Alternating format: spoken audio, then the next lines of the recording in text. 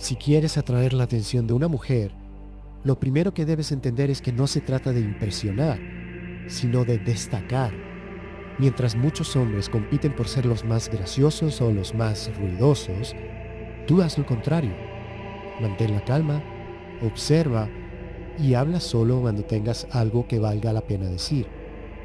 Una mirada segura, una postura firme y una energía tranquila dicen mucho más que cualquier frase ensayada.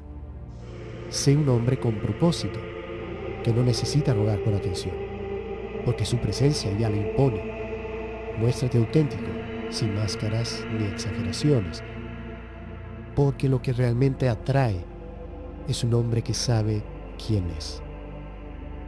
Si este consejo te habló directo, suscríbete, que esto apenas empieza.